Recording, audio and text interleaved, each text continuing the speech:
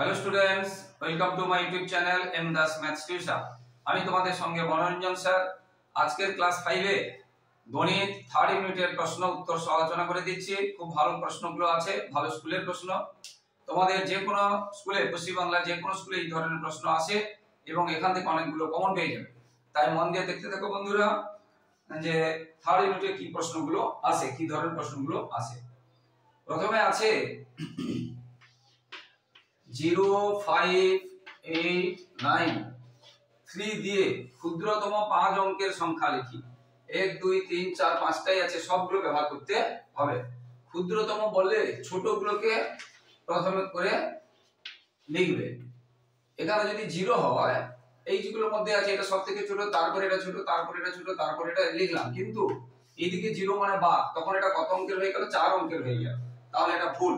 তাহলে কি করতে হবে? এটাকে এবারে এখানে দিয়ে দিতে হবে। তাহলে এটা হয়ে গেল উত্তর। তাহলে 5 অঙ্কের ক্ষুদ্রতম সংখ্যা যতগুলো থাকবে বললে 0টা ছোটগুলোকে পরপর করে পরপর বড় লিখবো ছোট থেকে, কিন্তু 0টা এদিকে থাকলে বড় হয়ে যাবে, বাদ হয়ে যাবে, সেই জন্য এটাকে এখানে করে দিলাম, এটাকে এখানে করে দিলাম। যদি এটা 1 থাকতো তখন কিন্তু ঠিক আছে, তখন আর এটাকে এখানে করার দরকার হতো না, তখন এটা হবে না, এটা হবে। বুঝতে পারলে? কিন্তু যেহেতু এটা 0 আছে, তখন কি হবে? তখন এটা হবে না, এটা হবে। বুঝতে পারলে? এইটা। এরপর সংখ্যা লেখো 3,33,330। সবসময় এগুলো তোমরা সংখ্যা লিখতে গেলে তোমরা অবশ্যই এটা লিখবে, তাহলে কখনো ভুল হবে না। একক, দশক, শতক, একক, দশক, শতক, হাজার, অযুত, লক্ষ, নিযুত, কোটি, এইভাবে লিখবে, তোমাদের কখনো ভুল হবে না। 3 লক্ষ, তাহলে লক্ষর ঘরে 3 বসিয়ে দাও। 33,000, এটা হাজারের ঘরে। এই 33টা হাজারের ঘরে, তো এই 33টা এখানে মানে এই দিকে আসবে না। যদি তুমি এইরকম বসো তাহলে 100 ঘরে হয়ে যাচ্ছে। তাহলে কি করতে হবে? এই 33 দুটো সংখ্যা হাজারের ঘরে না, একটা সংখ্যা এখানে চলে আসবে। তাহলে এই, বুঝতে পেরেছো? 33,000 আবার বলছি, এইখানে বসিয়ে দিলাম ছোট করে। তাহলে এই তিনটা একটা ঘর থেকে দুটো বসবে না, তাহলে এই তিনটা এখানে বসবে না এইখানে বসবে? না, কোথায় বসবে? এখানে বসবে। এখানে বসবে না, এখানে বসবে না। 33,300, 6 এর ঘরে 3, 30, এটা হয়ে গেল উত্তর। তাহলে 3,33,330। এবারে দশমিক ভগ্নাংশটিকে কথায় লিখি। দশমিক ভগ্নাংশটিকে কথায় লিখি। কি আছে ভগ্নাংশটা? কি আছে? দশমিক ভগ্নাংশকে কথায় লিখি। 375.006। এটাও আমরা বলেছি একক দশক করে লিখবে, না হলে ভুল হয়ে যাবে। এই দশমিকের এদিকে হবে একক, দশক, শতক, এদিকে একক, এখানে দশাংশ, আর এটা আছে শতাংশ, আর সহস্রাংশ। একক, দশক, শতক, হাজার মানে সহস্র, একক, দশক, শতক, হাজার, এদিকে একক, দশাংশ, শতাংশ, সহস্রাংশ। বুঝতে পেরেছো? এইভাবে বসাবে, ভুল হবে না। তাহলে কথায় লিখতে বলেছে, তাহলে আমরা এটা 3টা কি পেলাম? 3 কার ঘরে পেলাম? শতক। 3 শতক, এই দুটো ইউনিট দুটো নিয়ে একক আর দশমিক একসাথে 75, 375 হয়ে গেল। এবারে 375। এবারে দু রকম করা যায়। যদি দশমিক কথাটা না লিখি একরকম, দেখো, তাহলে দশমিক ঘরে কিছু নেই, সঙ্গের ঘরে কিছু নেই, 6 ঘরে আছে সহস্রাংশ। তাহলে 375, তারপরে কি লিখবে? 6 সহস্রাংশ। বুঝতে পারলে? এটা লিখবে। অথবা আর একটা আছে, 375 লেখার পরে এটার উত্তর হয়ে গেল। আবার এটা উত্তর, আর একটা অন্যরকম উত্তর, যে 375 লেখার পরে এবারে দশমিক, এই যে দশমিক 75 পরে দশমিক 0, দশমিক 0, দশমিক 0, আবার একটা 0, তারপরে 6, এটা একটা লেখা যায়। তাহলে 375.006 এই দশমিক ভাষাটা লিখেছি, তারপরে 006। এখানে যদি 3 থাকে 3, 0 6 যা থাকবে তা লিখবে। আরেকটা কি, এটা না লিখে দশমিক কথাটা না লিখে 75 এর পরে এর কার ঘরে আছে 6, কার ঘরে আছে সহস্রাংশ।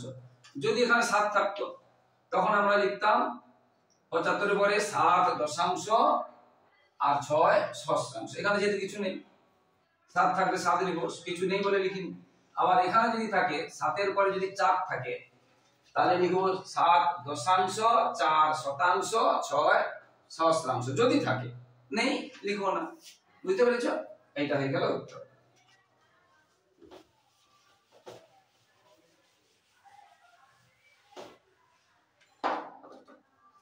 এরপরে মনে মনে হিসাব করি, মানে গুণ করতে বলেছে। মনে মনে করার দরকার নেই তোমাদের, তোমরা মনে মনে করতে গেলে ভুল হবে, তোমরা রাফ অনুযায়ী করবে। আর মনে মনে যদি করো, দেখো এখানে শূন্য নেই, এখানে কতগুলো শূন্য আছে, দুটো শূন্য। আগে প্রথমে যতগুলো শূন্য থাকবে দিয়ে দেবো, গুণ করা।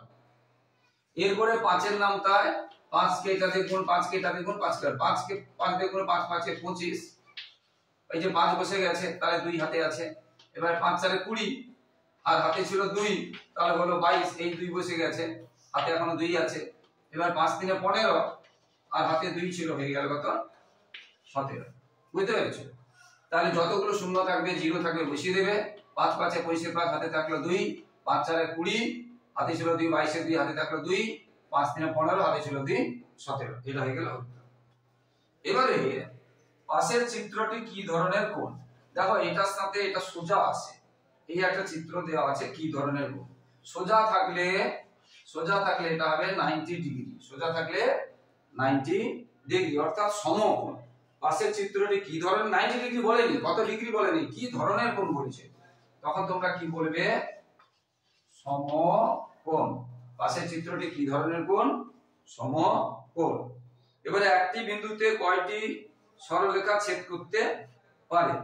একটি বিন্দুতে কয়টি সরলরেখা ছেদ করতে পারে? দেখো এই একটা সরলরেখা, এই একটা সরলরেখা, একটি বিন্দুতে ছেদ হলো। আবার এই একটা সরলরেখা, এই একটা সরলরেখা, একটি বিন্দুতে ছেদ হয়েছে।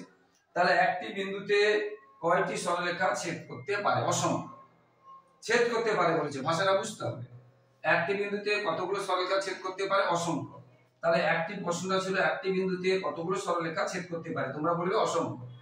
আর দুটি সরলরেখা কটা বিন্দুতে ছেদ হবে? তখন একটা বিন্দুতে। এই একটা সরলরেখা কটা বিন্দুতে ছেদ হবে? একটা বিন্দুতে। এটা বলেনি, এই প্রশ্নে বলেছে একটি বিন্দুতে কতগুলো সরলরেখা ছেদ হতে পারে, অনেক অসংখ্য। এবং যখন অনেকগুলো সরলরেখা ছেদ হয় তখন একে বলে সমবিন্দু। কি বলে? সমবিন্দু। এবারে প্রদত্ত সংখ্যাগুলিকে অধক্রমে সাজাও। অধক্রমে মানে কি? বড় থেকে ছোট। অধক্রম মানে কি? বড় থেকে ছোট। আর ঊর্ধ্বক্রম মানে কি? ছোট থেকে বড়। ঊর্ধ্বক্রম মানে ছোট থেকে বড়, আর অধক্রম মানে বড় থেকে ছোট। এগুলো তোমরা একক দশক করে বসিয়ে দিবে, তাহলে সুবিধা হবে। আচ্ছা, 7 6 8 3 9, তারপরে আছে 7 6 3 9 8, তারপরে আছে 7 3 6 9 8, তারপরে আছে 7 6 8 9 3। অধক্রম, অধক্রম মানে কি? সব থেকে বড়টা আগে বড়, তারপরে আরেকটু, তারপরে এরকম করে, এটা অধক্রম। কি বলে? অধক্রম।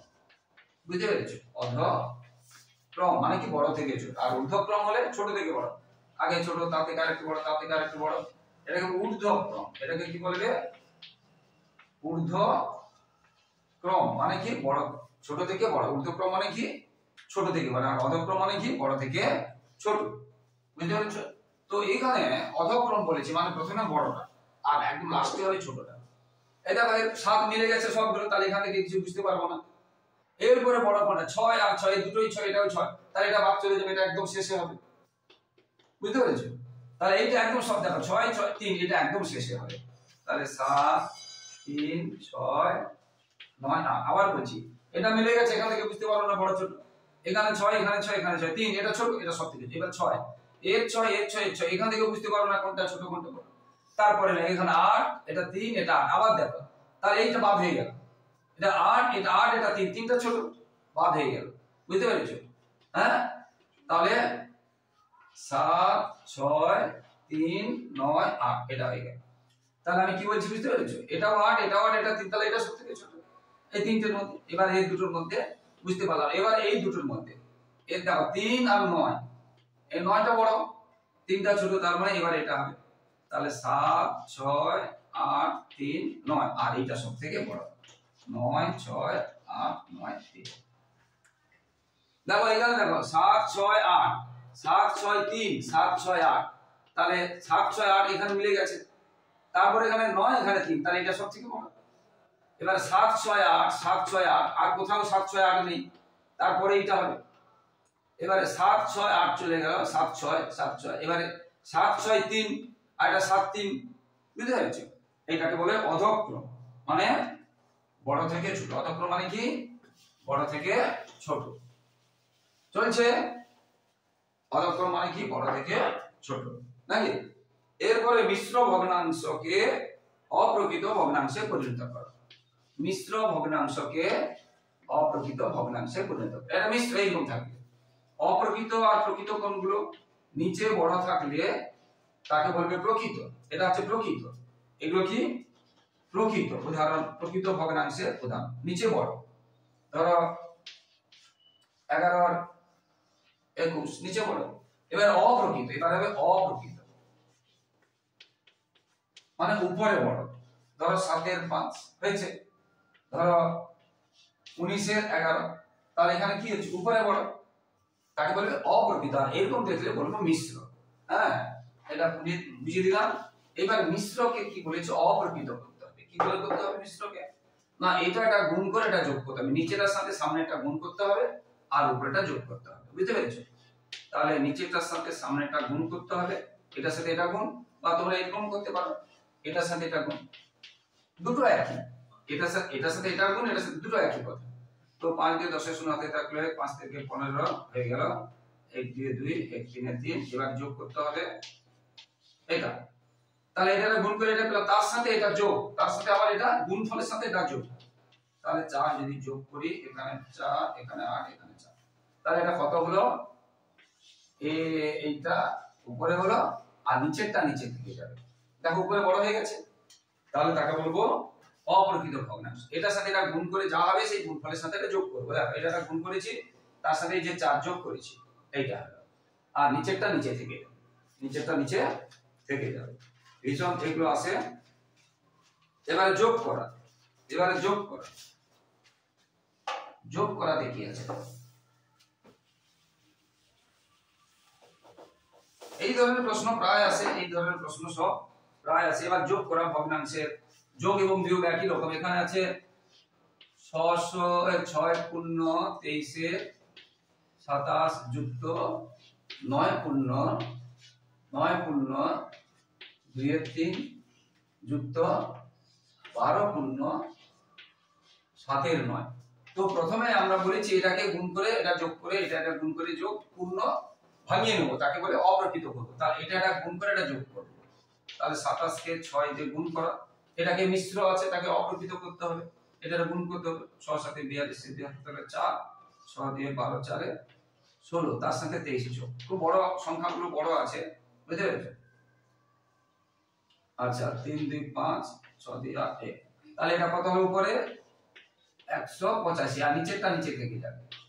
আবার এটা মুখে মুখে করে দিচ্ছি, 9 3 কত? 27, 27 আর 2 যোগ করলে কত? 29। এটা মুখে করতে পারো, যেহেতু নামতে আছে। 12 9 108, বুঝতে পেরেছো? আর 7 আর 115, আর নালে তোমরা গুণ করবে। 9 2 18 তে থাকলে 1 9 কে 9 10 108 আর 7 যোগ করলাম, হ্যাঁ 115 আর নিচে 9, বুঝতে পারলে? তাহলে কি করা হবে? এটাকে পূর্ণ ভাঙানো হবে, এটাকে পূর্ণ ভাঙানো হবে। এটা গুণ করে যোগ। এবারে কি করতে হবে? যোগ এবং বিয়োগে ভগ্নাংশে এই তিনটে লসাগু করতে হবে। এই লসাগু 27 হবে। দেখো তাকে লসাগু করে দিচ্ছি, 27 3 আর 9 এর লসাগু। প্রথমে 3 দিয়ে ভাগ করছি, 3 9 27, 3 একে 3 3 3 9, আবার 3 দিয়ে ভাগ করছি, 3 3 9 1 3 একে 3। মানে এমন সংখ্যা দিয়ে দেবে যেন কম করে দুটোকে যায়, একটাকে গেলে হবে না, দুটোকে হয় এটা এটা বা এটা এটা, যে কোনো দুটোকে যাবে। তাহলে 3 আর 3 আর 3 গুণ করে 3 3 9 9 3 27, এটা লসাগু করা হবে, এই তিনটে নিচে লসাগু করা হবে। এবারে লসাগুকে নিচেটা দিয়ে ভাগ করতে হবে, 27 কে 27 দিয়ে ভাগ করলে 1 হয়, 1 হয়, 1 কে 185 দিয়ে গুণ করলে সেই 185 হবে যোগ। এবারে 27 কে 3 দিয়ে ভাগ করে 3 9 27, 27 কে 3 দিয়ে ভাগ করলে 9, এবারে 9 দিয়ে এটাকে গুণ করতে হবে, 9 দিয়ে এটাকে লসাগুকে নিচেরটা দিয়ে ভাগ করে যত হবে সেটা উপরের সাথে গুণ করতে হবে। 9 9 81 এর হাতে থাকলো 8, 9 দিয়ে 18, 18 8 26, 9 9 81 এর হাতে থাকলো 8, 9 দিয়ে 18 আর 26, তাহলে কত হলো 261। আবার 9 দিয়ে ভাগ করলে 3 দিয়ে আমি মুখে মুখে গুণ করছি, 3 5 15, 5 হাতে থাকলো 1, 3 1 3 4 3, এটা হয়ে গেল। এবারে কি করতে হবে, এইগুলো সব, আর এখানে যদি বিয়োগ থাকে তখন বিয়োগ দেব, পরের অঙ্কটা বিয়োগ আছে আমি আর পড়াবো না, এইখানে বিয়োগ আছে তাহলে বিয়োগ দেব, তখন এই দুটো বিয়োগ করব, বড়টা এখানে তখন বড় থাকবে এখানে ছোট থাকবে। আর এখানে যদি যোগ আছে এটা এটা এটা যোগ করবে, তোমরা নিচে নিচে সাজিয়ে করবে, আমি মুখে করে দিচ্ছি 6 5 11 এর হাতে থাকলো 1, 5 4 আর হাতে গেছে 5, 5 6 11, 11 8 19 এর 9 হাতে থাকলো 1, 4 5 6 1 7, এইটা হয়ে গেল কি উপরে বড়। আবার উপরে যদি বড় থাকে, উপরে যদি বড় থাকে আবার উপরেটাকে নিচেরটা দিয়ে ভাগ করতে হবে, উপরে যদি বড় থাকে, উপরে বড় থাকলে উপরেটাকে নিচেরটা দিয়ে আবার ভাগ করতে হয়, বুঝতে পেরেছো? আচ্ছা, এটা 3 এ যাবে না, দিয়ে যাবে, 7 দিয়ে 14 4 হাতে থাকলো এখানে 5, এবার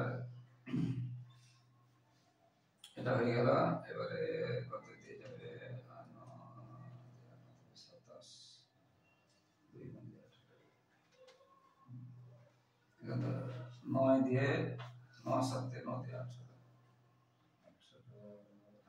9 7 63, 3 হাতে থাকলো 6, 9 দিয়ে 18 6 24, এখানে 11 8, তাহলে কত হলো, ভাগফলটা আগে লিখবে, ভাগফলটা এখানে লিখবে, আর ভাগশেষটা উপরে লিখবে, আর যেটা দিয়ে ভাগ করছিলাম সেটা যেমন নিচে আছে সেটা নিচে থাকবে, বুঝতে পেরেছো? এইভাবে হবে। তো বিয়োগটা তোমরা এরপরে একটা বিয়োগ আছে তোমরা করবে, আমি আর করাচ্ছি না, বিয়োগটা একদম সেম হবে, এটা বড় ছিল বলে এটা করিয়ে দিলাম, বড় ছিল বলে। এইবারে শূন্যস্থান পূরণ, এটা একদম আসবে, ভীষণ ইম্পর্টেন্ট আছে। এখানে 5, তারপরে 6, তারপরে ফাঁকা আছে, তারপর 8, তারপরে বিয়োগ চিহ্ন দিয়ে এখানে ফাঁকা আছে, এগুলো তোমাদের বইতেও আছে, তার নিচে আছে 3, এটা নিচে ফাঁকা আছে, এটা নিচে আছে 7, এটা নিচে ফাঁকা আছে, বিয়োগ করতে বলেছে।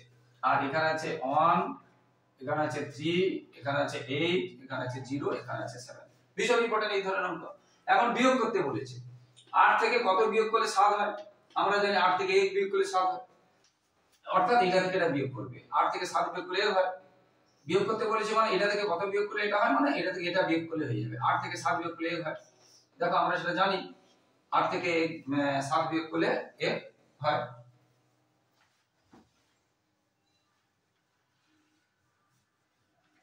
তাহলে বুঝতে পারলে?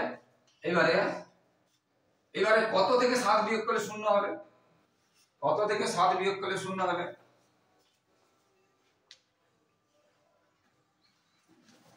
আমরা জানি কত থেকে 7 বিয়োগ করলে 0 হয়, একই সংখ্যা থাকলে 7 থেকে 7 বিয়োগ করলে 0 হয়, 7 থেকে 7 বিয়োগ করলে 0 হয়, বুঝতে পেরেছো? এরপরে 6 থেকে কত বিয়োগ করলে, দেখো লক্ষ্য করে, এর থেকে এটা বড় আছে, এর থেকে এটা বড় আছে, কোনোদিন বিয়োগ করলে বড় হয় না, কোনোদিন বিয়োগ করলে বড় হয় না, বিয়োগ করলে কোনোদিন বড় হয় না, বুঝতে পেরেছো? তার মানে এটা ধার নেওয়া হয়েছে, তার মানে এটা ধার নেওয়া হয়েছে, ধার নেওয়া হয়েছে। তাহলে কি বললাম, কত থেকে যখন বিয়োগ করছি উপরের থেকে নিচে কখনো বড় হবে না, তার মানে ধার নিয়েছে 16, 16 থেকে কত বাদ দিলে 8 হয় না, 16 থেকে 8 বাদ দিলে 8 হবে, 16 থেকে 8 বাদ দিলে, তাহলে এখানে এক ধার দিয়ে দিয়েছে, এখানে এক ধার দিয়ে দিয়েছে। আবার এখানে কত থেকে 3 বাদ দিলে 3 হয়, আমরা জানি 6 থেকে 3 বাদ দিলে 3 হয়, কিন্তু ধার দিয়ে দিয়েছে, তার মানে 7 ছিল, 6 থেকে 3 বাদ দিলে 3, অর্থাৎ উপরটা বের করতে গেলে দুটো যোগ করতে হবে, বিয়োগের সময় উপরটা বের করতে দুটো যোগ করতে হবে 6 এটা দিয়ে দিয়েছে তার মানে 7 ছিল তার মানে এটা 7 ছিল আর এটা দাঁড়ায় নেই এবার 5 থেকে কত গেলে হবে না এই ধরনের অঙ্কগুলো আসে নিচের চিত্রটিকে ভগ্নাংশে প্রকাশ কর এবারে একটা ছবি একটা দিয়েছে যে ছবিটা দিয়েছে এটা রং করা আছে আর এটা রং করা আছে তার কটা রং করা আছে দুটো আর মোট কটা ছিল 1 2 3 4 5 6 তাহলে এটা ছিল 2 এর 6 অংশ বা 2 এর 6 মানে আমরা 2 একে কেটে দিতে পারি 2 একে 2 2 3 এ 6 আমরা এটাও লিখতে পারি এটাও লিখতে পারি তবে এটা লিখতে এটা লিখতে এখানে মোট কটা ঘর আছে 6টা রং করা হয়েছে কটা দুটো এইজন্য উপরে 2 আর মোট ঘরটা হবে নিচে এবার পাশের চিত্রে কয়টি রেখাংশ কয়টি বিন্দু আছে এগুলো বের করতে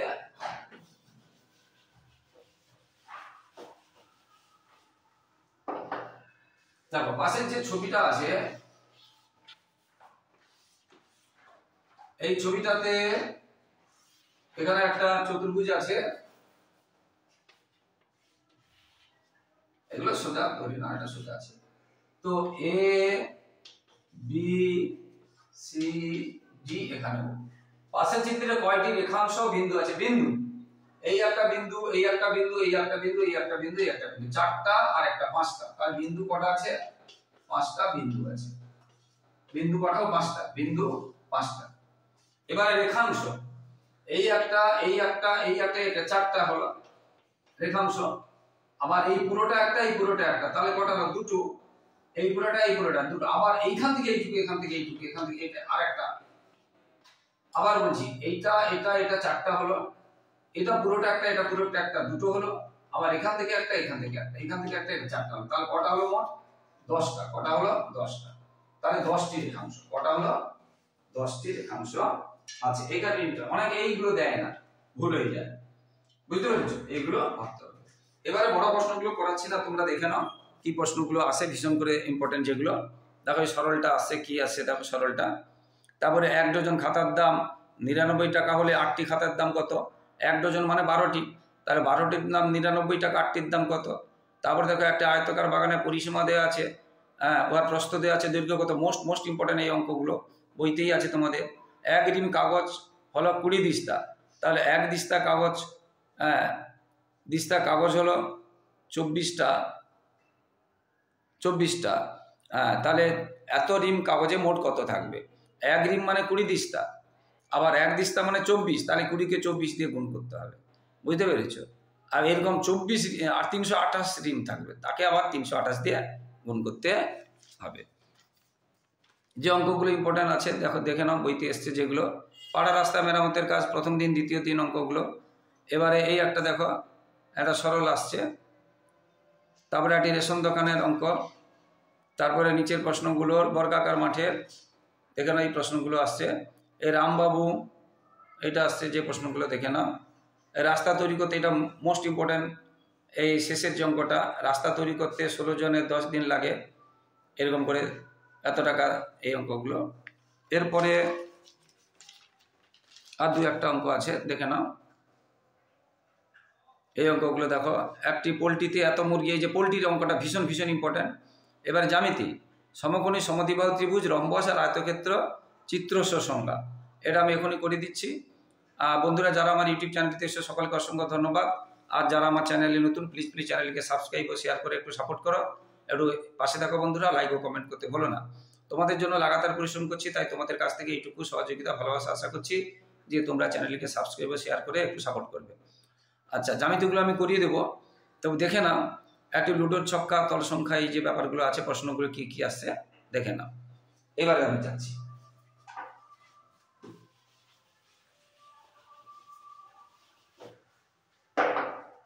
দেখো এখানেও সমকোণী সমদ্বিবাহু ত্রিভুজ সমকোণী মানে এটা সোজা থাকবে এটা সোজা থাকবে সমদ্বিবাহু মানে এটা যতখানি করবে এটা ততখানি করবে এটা ছোট এটা বড় করলে হবে না এটা সমকোণী কিন্তু সমদ্বিবাহু না এটা এটা যতটা করবে এটা ততটা করবে এটাকে বলে সমকোণী সমদ্বিবাহু এবারে রম্বস মানে চারটা বাহু সমান হবে এটা যতটা করবে এটা ততটা করবে এটা যতটা করবে এটা ততটা করবে এরকম বাঁকা হবে রম্বস এবার আয়তক্ষেত্র এটা যতটা করবে এটা সোজা থাকবে আর এটা ঠিক ততটা করবে এটাকে বলে আয়তক্ষেত্র বুঝতে পেরেছো? সংজ্ঞা এবং ছবি। তাহলে যে ত্রিভুজের একটি কোণ সমকোণ এবং দুটি বাহু সমান তাকে সমকোণী সমদ্বিবাহু। এবারে কি বলছে? রম্বস, যে চতুর্ভুজে চারটি বাহু সমান কিন্তু কোণগুলো সমান না। চারটি বাহু সমান কিন্তু বিপরীত কোণগুলো সমান, সব কোণগুলো সমান না, তাকে বলবো রম্বস। আরেকটা ক্ষেত্রে, যে চতুর্ভুজে বিপরীত বাহুগুলো সমান এবং সবগুলো কোণ সমান, বিপরীত বাহুগুলো সমান, সবগুলো বাহু সমান নয়, বিপরীত বাহুগুলো সমান এবং কোণগুলো সমান, তাকে আমরা বলবো আয়তক্ষেত্র। এবার লুডোর ছক্কার তল সংখ্যা কয়টি? লুডোর ছক্কা, ইট এবং বাক্স সবার তল সংখ্যা হচ্ছে, তল সংখ্যা কয়টি হবে? 6টি। লুডোর বই, বাক্স, লুডোর ছক্কা, হারমোনিয়াম ইত্যাদি তল সংখ্যা কয়টি হবে? তল সংখ্যা হবে 6টি। এবারে তেলের ড্রাম কিরূপ জ্যামিতিক? তেলের ড্রাম হচ্ছে, তেলের ড্রাম বলবে বেলন বা চোঙ, বেলন বা চোঙ, তেলের ড্রাম বেলন বা চোঙ। একটি সরল কোণের মান কত? একটি সরল কোণের মান 180 ডিগ্রি। 180 উপরে ছোট করে গোল বা ডয়াসই গয়ঢগলা দীর্ঘ এরকম করে লিখবে 180 ডিগ্রি। একটি ঘড়ি 9টা বাজলে কত ডিগ্রি কোণ করে? একটি ঘড়ি 9টা বাজলে কত ডিগ্রি কোণ করে? দেখো, আমরা যদি এটাকে একটা ঘড়ি করি, এইখানে 12টা আর এইখানে হচ্ছে 9টা, তাহলে কত ডিগ্রি কোণ করছে? এটা ঘন্টার কাঁটা আর এটা মিনিটের কাঁটা, তাহলে কত ডিগ্রি কোণ করছে? না 90 ডিগ্রি। একটি ঘড়ি 9টা বাজলে কত ডিগ্রি কোণ করে? 90 ডিগ্রি। যে ত্রিভুজের তিনটি বাহু সমান তাকে কি বলে? সমবাহু। যে ত্রিভুজের তিনটি বাহু সমান, তিনটি বাহুই সমান, এটা যতটা হবে, এটা ততটা হবে, এটা ততটা, তাকে বলে সমবাহু। 45 ডিগ্রি কোণের পূরক কোণ কত? সম্পূরক কোণ কত? দেখো, পূরক কোণ মানে দুটো যোগ করলে হবে 90 ডিগ্রি। পূরক কোণ মানে দুটো যোগ করলে হবে 90 ডিগ্রি। তাহলে দুটো যোগ করলে 90, একটা আছে 45, তাহলে আরেকটা কত? বিয়োগ করলে পাবো কত? 45। তাহলে 45 ডিগ্রি কোণের পূরক কোণ হবে 45 ডিগ্রি। যদি এটা 50 ডিগ্রি বলতো, 50 ডিগ্রি কোণের পূরক কোণ কত হবে? না 90 থেকে 50 বাদ দেব, 50 ডিগ্রি। এবার সম্পূরক কোণ, যদি সম্পূরক কোণ বলে তখন 180 থেকে বাদ দেবে। যদি সম্পূরক কোণ বলে 180 থেকে বাদ দেবে। 45 ডিগ্রি কোণের সম্পূরক কোণ কত? তখন এটা 180 থেকে বাদ দেবে। বুঝতে পেরেছো? এটা সম্পূরক কোণ বলে। 45 ডিগ্রি কোণের সম্পূরক কোণ কত? না 125 ডিগ্রি। যদি এটা 110 ডিগ্রি বলতো, 110 ডিগ্রি কোণের সম্পূরক কোণ কত? তখন আমরা এটা বাদ দিতাম, হতো 70 ডিগ্রি। তাহলে পূরক কোণ সম্পূরক কোণ হয়ে গেল বন্ধুরা। প্লিজ বন্ধুরা আমার চ্যানেলটিকে সাবস্ক্রাইব ও শেয়ার করে একটু সাপোর্ট করো বন্ধুরা। আর 5 এর শুধু অঙ্ক নয়, পরিবেশ এবং অন্যান্য বই সাজেশন দেওয়া আছে। শুধু 5 নয়, 5 থেকে 10 পর্যন্ত সাজেশন দেওয়া আছে, অঙ্ক, বিজ্ঞান সমস্ত বই। তাই তোমরা যদি ইউটিউব চ্যানেলটি ফলো করো তোমাদের খুব উপকারে আসবে এবং তোমার ভাই এবং দাদাদেরকে, বোনেদেরকে, দিদিদেরকে শেয়ার করে তারা উপকৃত হবে। সবাই ভালো থাকো, সবার পরীক্ষা হোক, সবার ভবিষ্যৎ ভালো।